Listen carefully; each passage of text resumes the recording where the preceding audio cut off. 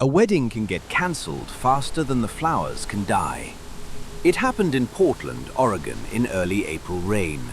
Wet crosswalks, coffee steam under awnings, and a certified envelope that didn't look dangerous until my handheld told me it had already been refused. Her family called her a repeat mistake. The record called her served. And the only reason that lie collapsed was because the refusal scan came from a place that doesn't have a front desk. My name's Frank Hale. I work while the city sleeps.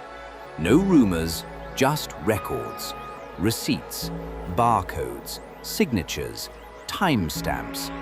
I don't guess, I verify. Most people think refused means someone looked you in the eye and said no. In reality, it can mean a hand waved from behind glass, a name scribbled by someone who wasn't you, or a scan that gets you marked as notified without you ever seeing the paper. That's how paperwork steals time. It marks the box and then it moves on. I was finishing the last tray of certified pieces on the sorting floor when I saw the first thing that didn't sit right. It wasn't dramatic. It never is. It was a small line on the handheld after a scan. One of those status lines your eyes learn to read the way mechanics read engine noises. Delivery attempted, refused. I blinked at it, then looked at the envelope in my hand. Because the date on my shift clock said today, and the envelope was still sealed, still dry, still in my tray. A certified piece can't be refused after it's been refused, not unless someone's scanning ghosts. The return address was court mail, plain window, neat block letters that try to look calm while they ruin someone's week. Addressee, Serena Whitaker, a condo building downtown, 510 Hawthorne Lofts, unit number clear as daylight. I rescanned it. Same thing. Refused. I pulled up the tracking detail, time, route ID, scan type. The refusal scan was logged at 6:18 a.m., 15 minutes earlier. Logged at 6. Only problem? At 6:18, I was still inside the plant, under fluorescent lights, coffee in one hand, scanner in the other. So either my device was lying, or someone had scanned that certified piece as refused before I even touched the street. Paperwork doesn't just record a story. Sometimes it creates one. And when a record is wrong, the story turns into a weapon that looks official. I printed the internal scan log before I left the building, not because I knew who it would hurt, because I knew it would hurt someone. By mid-morning, the rain softened into that thin Portland drizzle that never really stops. It just changes volume. I hit Hawthorne Lofts around 10, not because I was chasing a mystery, but because the route told me to go there, and I don't leave anomalies sitting in my pocket. The building had a keypad entry and a glass lobby. No front desk, no receptionist, no mailroom clerk with a nameplate, just package lockers, a security camera dome, and a board of printed notices that looked like nobody read them. I buzzed the unit, waited. No answer. I tried again. Still nothing. I did what the job requires. I left the standard notice, marked it as attempted, and kept moving. But the refusal scan from 6:18 sat in my head like grit. Refused is a powerful word. Courts love it. Because refused sounds like choice, and she refused becomes she knew. The call came that afternoon, right when the city starts pretending it's productive. My phone lit up with unknown number. I answered the way I always answer. Frank? A woman's voice came through, tight but controlled, trying not to show how scared she was. Hi, my name is Serena Whitaker. Do you deliver to Hawthorne Lofts? I cover it, I said. There was a pause, like she was looking at something that didn't make sense on her end. They said I refused a certified notice, she said. They said it in court, like it proved something. Court, certified, refused.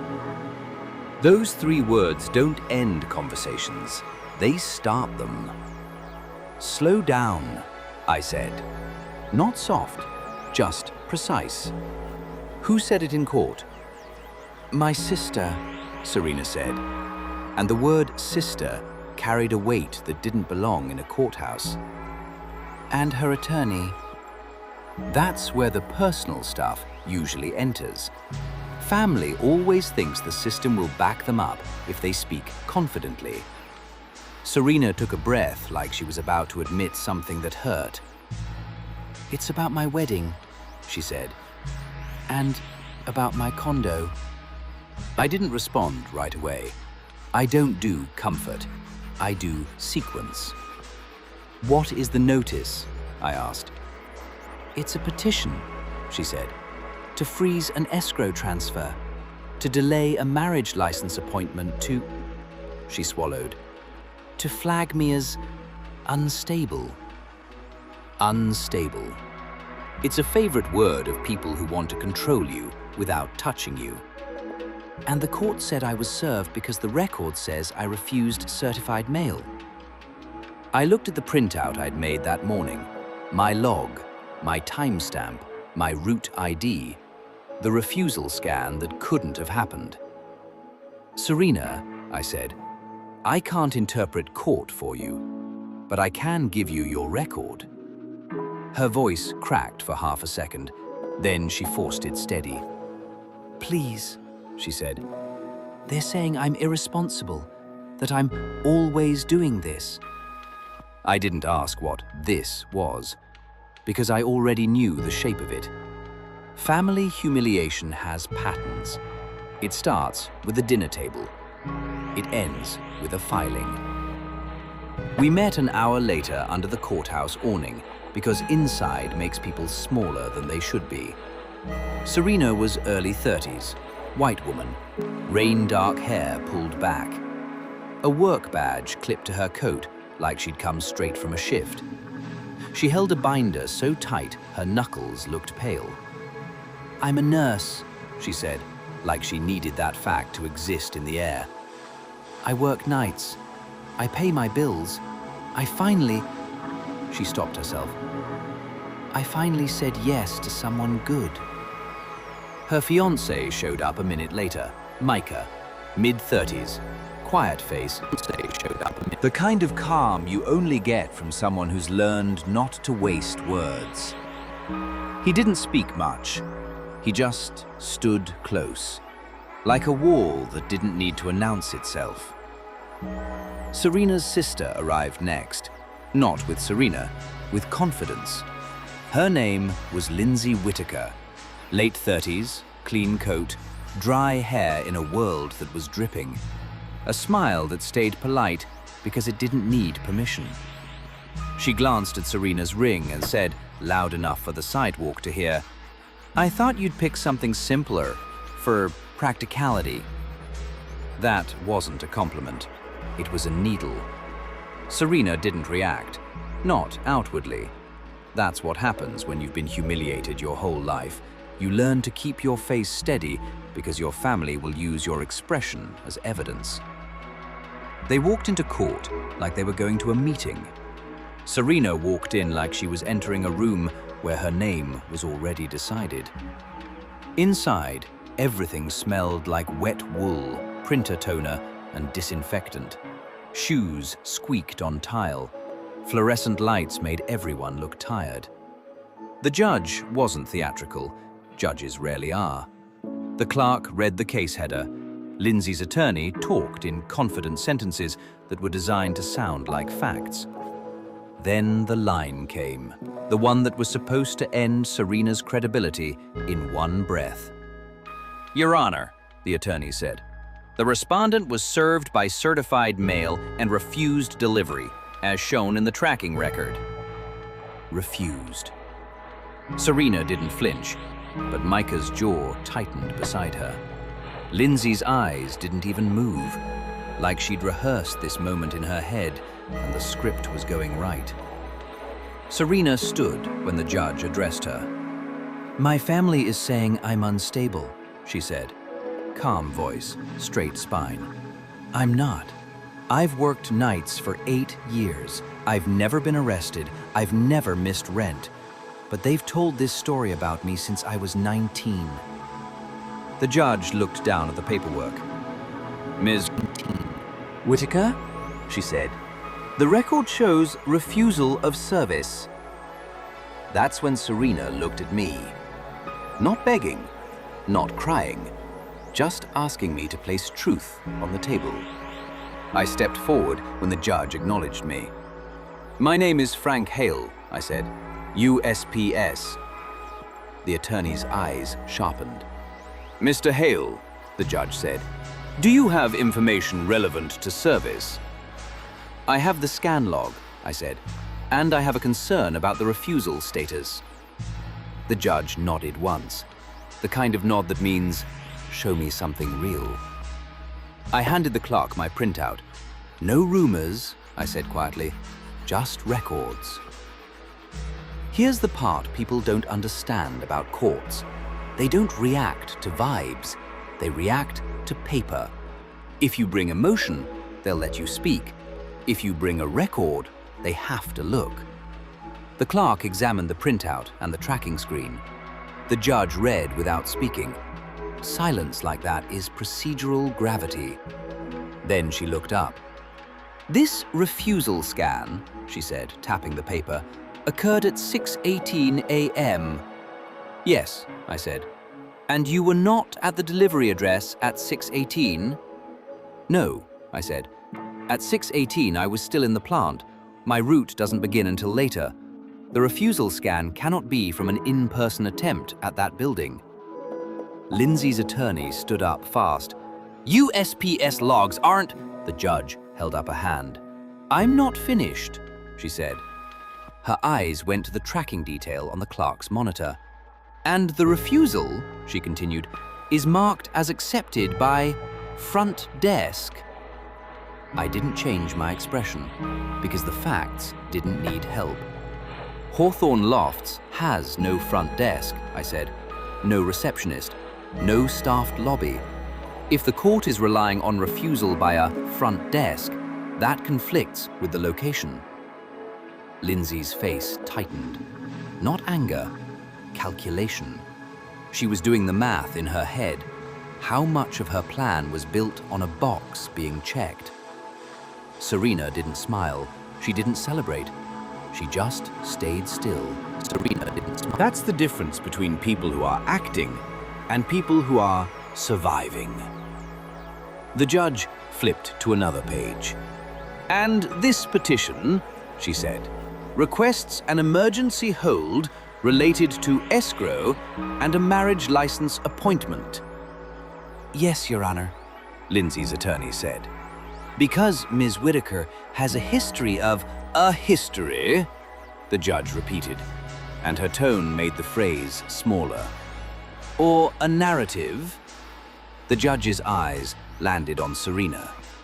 "Ms. Whitaker," she said, "you're telling me you did not refuse service and you were not aware of this filing until today?" "Yes," Serena said. "I found out when I got a call from the title company this morning saying my condo transfer was flagged." That sentence shifted the room. Because title company is a real-world consequence word. It means money, ownership, documents with teeth. The judge looked at Lindsay. "Ms. Whitaker," she said, "did you file this petition?" Lindsay's attorney answered for her. "Yes, Your Honor, as a concerned family member," the judge cut him off. "I asked Ms. Whitaker," she said, and the courtroom got colder by 10 degrees. Lindsay stood. "Yes," she said, "because Serena can't be trusted. She's always..." "Always what?" the judge asked. Lindsay hesitated. That's when Serena spoke again.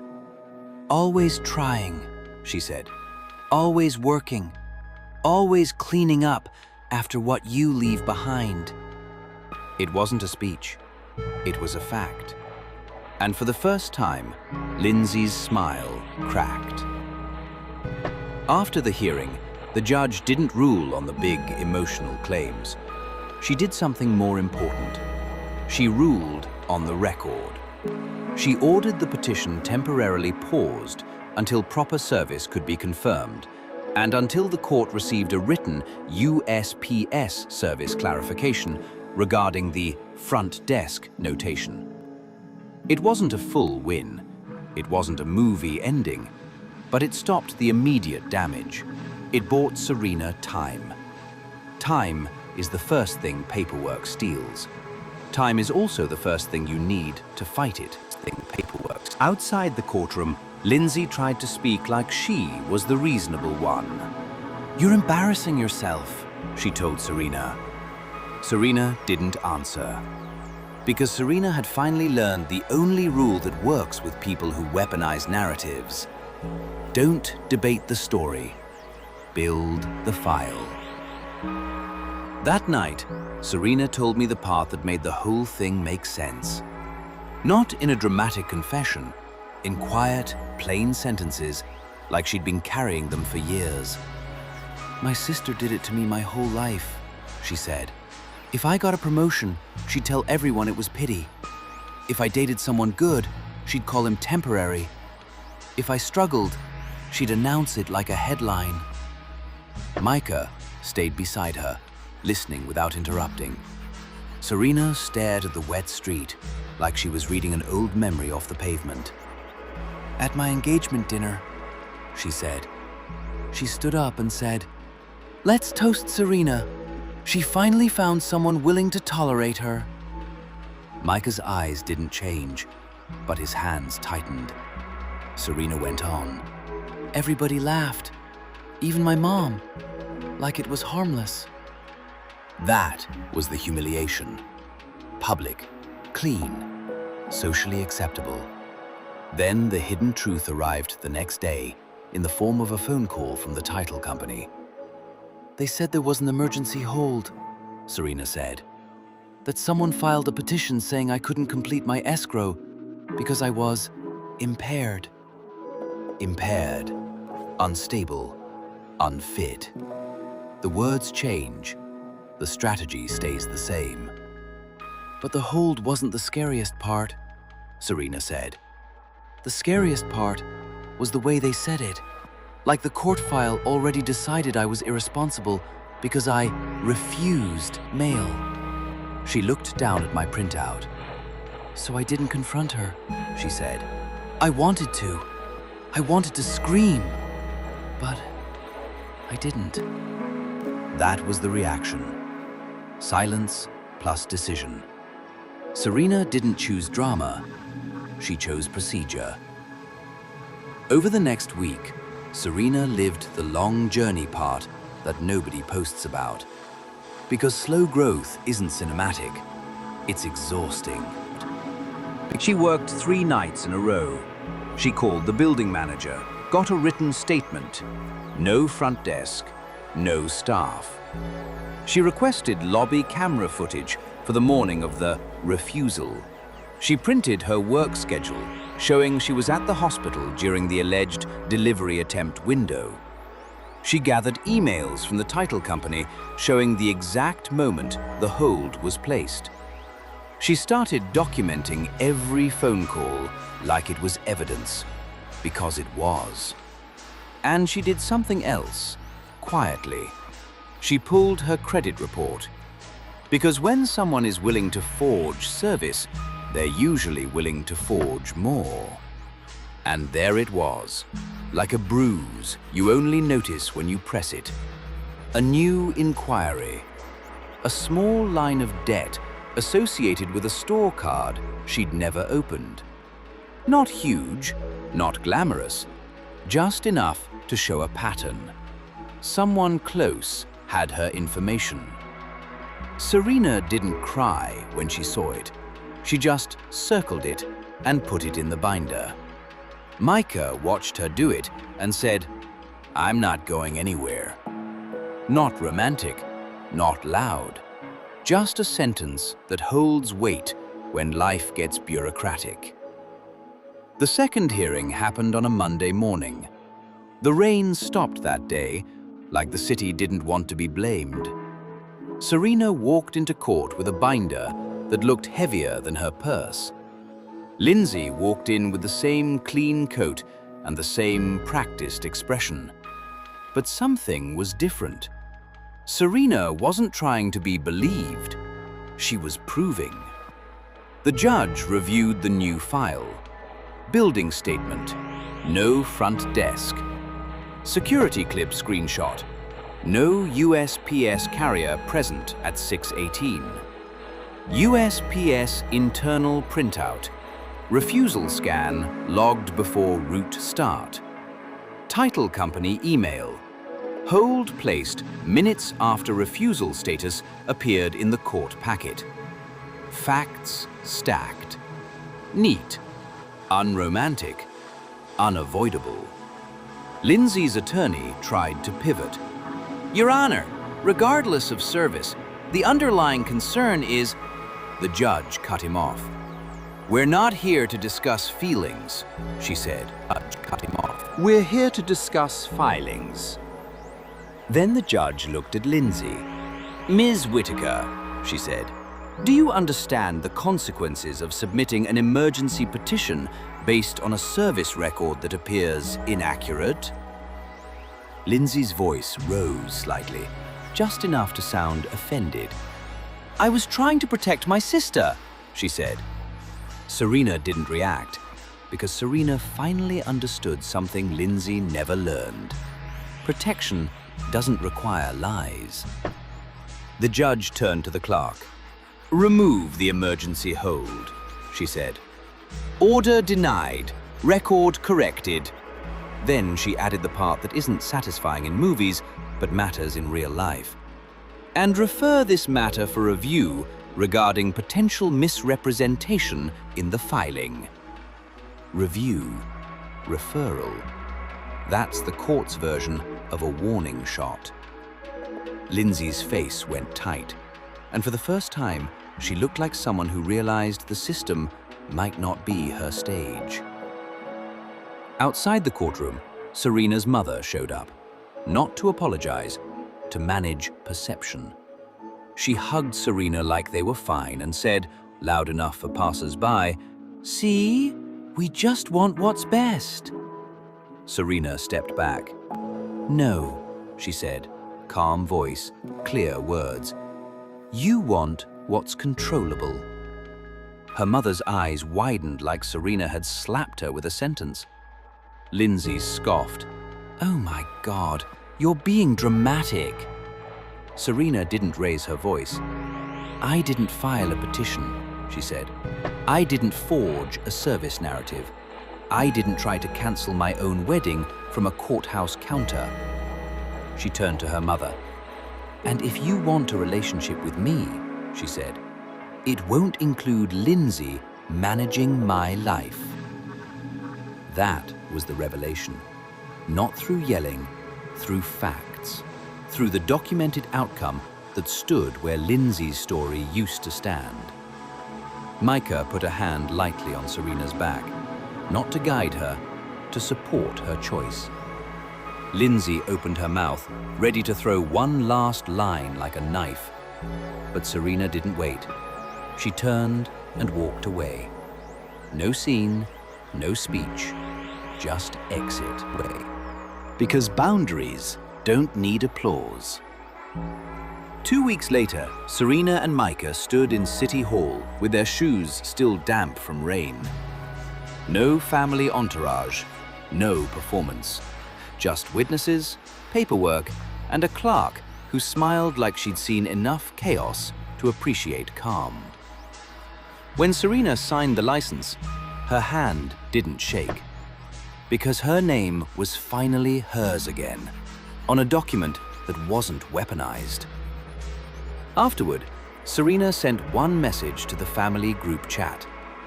It wasn't emotional, it was procedural. "I'm married. We're fine. Please don't contact me through filings again. Any further legal action will be handled through counsel."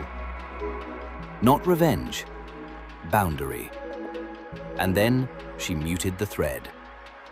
That's how you end a war with someone who thrives on reaction. You stop feeding the story. You let the record stand. I went back to my route the next morning. Same streets, same drizzle, same beep of the handheld.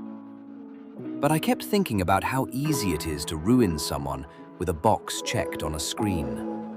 Refused, served, notified. Words that sound small until they move money, housing, and reputations. Here's what I know after 25 years. People think betrayal is emotional. Sometimes betrayal is procedural. Sometimes it's a refused scan that never happened.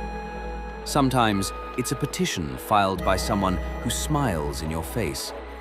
Sometimes it's family trying to turn love into a headline you don't get to write. I don't do drama, I do verification. And I'll ask you one thing.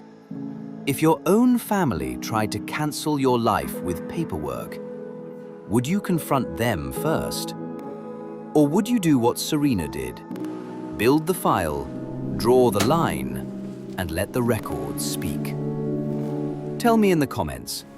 And if you want more stories where silence wins because proof is louder, subscribe.